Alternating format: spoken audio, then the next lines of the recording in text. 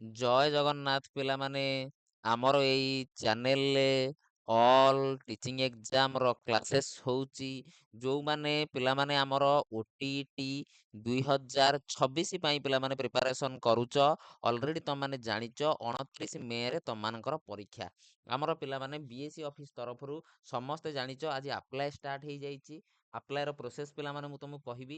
ଆପ୍ଲାଏର ପିଲାମାନେ ତୁମେ କରିବ, ଅଳ୍ପ ଦିନ ଭିତରେ ତୁମେ ଆପ୍ଲାଏ କରିନେବ, କାହିଁକିନା ଯେହେତୁ ସର୍ଭର ଇସ୍ୟୁ ରୁହେ BSc ଅଫିସରେ ବହୁତ, ସେଥିପାଇଁ ଶୀଘ୍ର ଟିକେ କ'ଣ କରିବ ତୁମେ ଆପ୍ଲାଏ କରିନେବ। ଆମର ଯେଉଁ ପିଲାମାନେ ରହିଛି ଏଲିଜିବିଲିଟି କ'ଣ ରହିଛି, କେଉଁମାନେ ଆପ୍ଲାଏ କରିପାରିବ, କେଉଁମାନେ ପେପର 1 ପାଇଁ ଆପ୍ଲାଏ କରିବ, କେଉଁମାନେ ପେପର 2 ପାଇଁ ଆପ୍ଲାଏ କରିବ, ଡିଟେଲ୍ସ ବାବଦରେ କଥା ହେବା। ଆଉ ଷ୍ଟେପ୍ ବାଇ ଷ୍ଟେପ୍ ପ୍ରୋସେସ୍ କ'ଣ ରହିବ ଏ ଭିଡ଼ିଓରେ ତ ପିଲାମାନେ ପୁରା ପ୍ରୋସେସ୍ ତୁମ ପାଇଁ ମୁଁ ରଖିନି। ନେକ୍ସଟ ୟାପରେ ଯେବେ ଭିଡ଼ିଓ କରିବି କେମିତି ଆପ୍ଲାଏ କରିବ, କେଉଁ ଅପସନ୍ ଚୁଜ୍ କରିବ, କେଉଁମାନେ ବୋଥ୍ ପେପର ଆପ୍ଲାଏ କରିବ, କେଉଁମାନେ କ'ଣ କରିବ, ତା ବିଷୟରେ ପିଲାମାନେ ଆମେ ডিসকସନ୍ କରିବା। এই ଭିଡ଼ିଓରେ ଆମେ ଏଲିଜିବିଲିଟି ପିଲାମାନେ ଜାଣିବା କି କେଉଁମାନେ ଆମର ଯେଉଁ OTT 2026 ଆପ୍ଲାଏ କରିପାରିବ।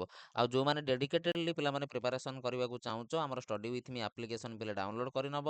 OTT 2026 ପୁରା ଫୁଲ୍ ବ୍ୟାଚ୍ ପିଲାମାନେ ତୁମ ପାଇଁ ଆଭେଲେବୁଲ୍ ଅଛି। ତା ଭିତରେ ତୁମେ theory, PYQ, mock test regular ବେସିସ୍ରେ ପିଲେ ପ୍ରିପାରେସନ୍ କରିପାରିବ ଏବଂ 100% ପିଲାମାନେ କ୍ୱାଲିଫାଏ କରିପାରିବ। 100% ପିଲାମାନେ କ୍ୱାଲିଫାଏ କରିପାରିବ।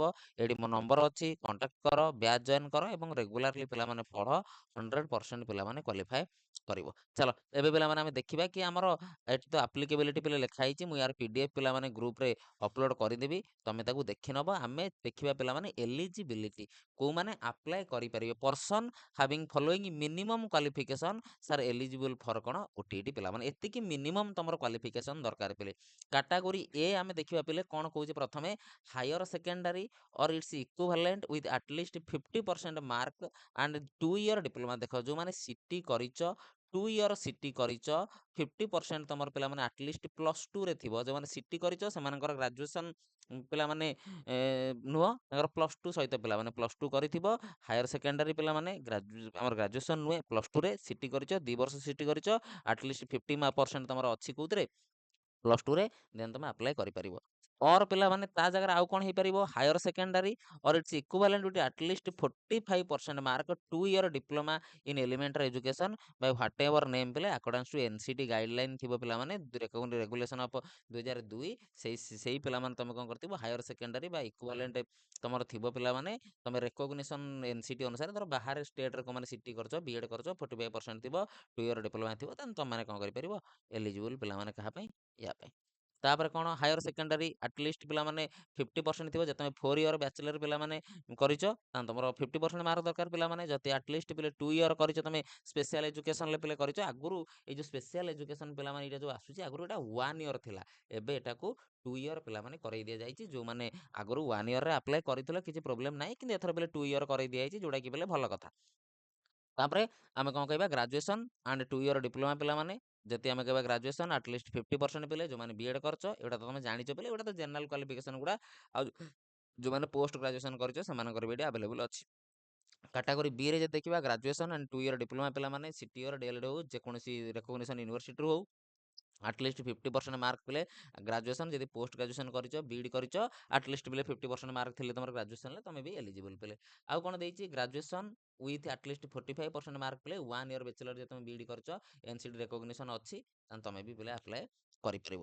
ଆଉ କ'ଣ, 4 year ପିଲାମାନେ ଯେଉଁମାନେ ଆମର ସବୁ 4 year BEd କରିଛନ୍ତି, ଆଟଲିଷ୍ଟ 50% ମାର୍କ ଥିବ, ତୁମେ କରିପାରିବ। ଯେଉଁମାନେ BSc BEd କରିଛ, କେଉଁମାନେ BA BEd କରିଛ, 4 year ପିଲେ ଇଣ୍ଟିଗ୍ରେଟେଡ୍ BEd କରିଛ, ତୁମମାନେ ବି ଆପ୍ଲାଏ କରିପାରିବ।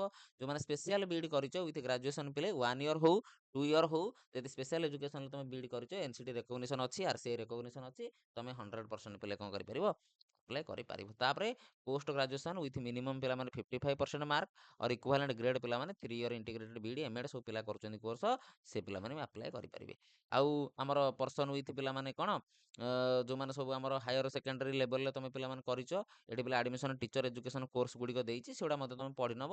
ଏଥିରେ ତ ପିଲା ବହୁତ କମ୍ ଥାନ୍ତି, ତଥାପି ତୁମେ ଟିକେ ଚେକ୍ କରିନେବ। ଆଉ ଏକ୍ଜାମିନେସନ୍ ପେପର କଥା ଯଦି ପିଲା ଆମେ ଡିସ୍କସନ୍ କରିବା, there shall be 2 paper of OTT ପିଲାମାନେ ସମସ୍ତେ ଜାଣିଛ, ଯେମିତିକି ପେପର 1 ଆଣ୍ଡ ପେପର 2 ପିଲାମାନେ। 2 2.5 ଘଣ୍ଟାର ପିଲା ଏକ୍ଜାମ୍ ରହିବ, MCQ ବେସ୍ରେ ଏକ୍ଜାମ୍ ରହିବ। ଆମର କ'ଣ ଓଡ଼ିଆ, ହିନ୍ଦୀ, ତେଲୁଗୁ, ଉର୍ଦ୍ଦୁ ଏସବୁ କ୍ୟାଣ୍ଡିଡେଟ୍ ତୁମେ ଲାଙ୍ଗୁଏଜ୍ ୱାନ୍ ଯେ ସବଜେକ୍ଟ ଚୁଜ୍ କରିଥିବ ତୁମର ସେଇ ଅନୁସାରେ ପିଲେ ଲାଙ୍ଗୁଏଜ୍ ୱାନ୍ରେ ଆସିବ। ଆଉ ଲାଙ୍ଗୁଏଜ୍ 2 ସବଜେକ୍ଟ ପିଲାମାନେ ସାଲ୍ ବି ଇଂଲିଶ ଫର୍ କ୍ୟାଣ୍ଡିଡେଟ୍ ପିଲେ ଇଂଲିଶ ରହିବ। ନୋ ନେଗେଟିଭ୍ ମାର୍କିଂ ପିଲେ, ନେଗେଟିଭ୍ ମାର୍କିଂ ନାହିଁ। କ୍ୱାଲିଫିକେସନ୍ ମାର୍କ ପିଲେ କେତେ? ଆମର ଅଦର କାଟାଗୋରୀ ପାଇଁ 75 ଆଉ ଆମର ପିଲେ ଜେନେରାଲ ପିଲାଙ୍କ ପାଇଁ 90। କିନ୍ତୁ ଯେହେତୁ ଆମର ପିଲେ ନୂଆ ରୁଲ୍ ଲାଗୁ ହେଇପାରେ, ଯେଉଁମାନେ ଏସ୍ ସି ବି ସି ପିଲା ଆପ୍ଲାଏ କରୁଛ ସବୁ ଟ୍ରାଏ କର 90 ଏଭବ ରଖିବାକୁ। ସେଇ କଥା ପିଲା ଆମେ 2 ଦିନ 3 ଦିନ ହେଲା ଡିସ୍କସନ୍ କରୁଛନ୍ତି। ଆଉ କଣ୍ଟିନ୍ୟୁ ସାର୍ଟିଫିକେଟ୍ର ଫର୍ମାଟିଂ ଆସିଯାଇଛି, ମୋ କତିରେ ପିଲା ଆଭେଲେବୁଲ୍ ଅଛି, ବିଏସ୍ସି ଅଫିସ୍ ୱେବସାଇଟ୍ରେ ମଧ୍ୟ ଆଭେଲେବୁଲ୍ ଅଛି, ତୁମମାନେ ଚେକ୍ କରିପାରିବ। ଆଉ ଯେତେବେଳେ ଆପ୍ଲାଏ କରିବ, ଆପ୍ଲାଏ ପାଇଁ ମୁଁ ପ୍ରୋସେସ୍ ପୁରା ବତେଇଦେବି। ମୋବାଇଲ୍ ନମ୍ବର ହେଇଗଲା, ମେଲ୍ ଆଇଡି ହେଇଗଲା, ସବୁବେଳେ ଠିକ୍ ଦେବାକୁ ଟ୍ରାଏ କରିବ। ସବୁବେଳେ ତୁମେ ଯଦି ବୋଥ୍ ପେପର୍ ପାଇଁ ଆପ୍ଲାଏ କରୁଛ, ତୁମର ଯେତେବେଳେ ଆପ୍ଲାଏ ପିଲେ କରିବ, ତୁମକୁ 3ଟା ଅପସନ୍ ରହିବ। ଗୋଟେ ପେପର୍ 1ର ଅପସନ୍ ରହିବ, ଗୋଟେ ପେପର୍ 2ର ରହିବ, ଆଉ ଗୋଟେ ବୋଥ୍ ପିଲାମାନେ P1 ଆଣ୍ଡ P2ର ରହିବ। ତୁମେ ସେଠି ଆପ୍ଲାଏ କଲାବେଳେ ଦେଖିକି ପିଲେ କରିବ। କଣ୍ଟିନ୍ୟୁ ସାର୍ଟିଫିକେଟ୍ ମୁଁ ତୁମକୁ ପ୍ରୋଭାଇଡ଼ କରାଇଦେବି ଆମ ଟେଲିଗ୍ରାମରେ, ଭିଡ଼ିଓର ଡେସ୍କ୍ରିପସନ୍ରେ ଟେଲିଗ୍ରାମ ଅଛି। ଆଉ ତୁମେ ଏଠି ତୁମର କ'ଣ ଯେଉଁ ରେକଗ୍ନିସନ୍ ୟୁନିଭର୍ସିଟିରେ ତୁମେ କରୁଛ, ସେଠୁ ତୁମେ ପ୍ରିନ୍ସିପାଲ୍ ପାଖରୁ ବା ଯେଉଁ କଲେଜରେ ତୁମେ କରୁଛ, ସେଠି ପ୍ରିନ୍ସିପାଲ୍ ପାଖରୁ ଷ୍ଟାମ୍ପ ଆଉ ସିଗ୍ନେଚର୍ ତୁମେ ଆଣିଲେ ତାପରେ ତୁମେ ଏଇଟା ଦେଇକି ଆପ୍ଲାଏ କରିପାରିବ। ଯେଉଁମାନେ ଗୋଟେ ସେମିଷ୍ଟାର ବି ଦେଇ ସାରିଛ, 1 ସେମିଷ୍ଟାର ବି କମ୍ପ୍ଲିଟ୍ ହେଇକି ଆସିଛ, ତୁମେ ଆନ୍ଧ୍ର ହଉ କିମ୍ବା ଓଡ଼ିଶା ଗଭର୍ଣ୍ଣମେଣ୍ଟର ହଉ, ତାପରେ ତୁମେ ୟା ପାଇଁ ପିଲେ ଏଲିଜିବୁଲ୍। ୟା ପରେ ତୁମେ କ'ଣ ୟା ପାଇଁ ପିଲେ ଏଲିଜିବୁଲ୍। ଓକେ, ଆଶା କରୁଛି ଡିଟେଲ୍ ପିଲେ ବୁଝିପାରିଥିବ। ୟାକୁ ମଧ୍ୟ ମୁଁ ଦେଇଦେବି, ଟେଲିଗ୍ରାମରେ ଅପଲୋଡ଼ କରିଦେବି। ଡିଟେଲ୍ ଭାବରେ ୟାକୁ ଟିକେ ପଢ଼ି ନେବ, ୟାକୁ ଟିକେ ବୁଝି ନେବ। ମୁଁ ତ ବହୁତ ଜିନିଷ ତୁମକୁ ବୁଝେଇଦେଲି ପିଲେ। ତା ଭିତରୁ ୟା ଭିତରୁ ତୁମର ଯେଉଁ ଅପସନ୍ଟା ତୁମର ଦରକାର ପିଲେ ତୁମେ ସେଇଟାକୁ ଚୁଜ୍ କରିବ। ଯେତେବେଳେ ତୁମେ ଆଗକୁ ଚୁଜ୍ କରିବ, ତୁମକୁ ପିଲେ ଗୋଟେ ଟ୍ରେଣ୍ଡର ଅପସନ୍ ଆସିବ। ତୁମେ ଟ୍ରେଣ୍ଡ କି ନାହିଁ ଗୋଟେ ଆସିବ ପିଲେ ତୁମେ ପରସ୍ୟୁଇଂ କଣ୍ଟିନ୍ୟୁ ପିଲେ। ଯେ ତୁମେ ବିଏଡ୍ ଚାଲିଛି କଣ୍ଟିନ୍ୟୁ, ସିଟି ଚାଲିଛି କଣ୍ଟିନ୍ୟୁ, ତୁମେ କଣ୍ଟିନ୍ୟୁରେ ଆପ୍ଲାଏ କରିବ।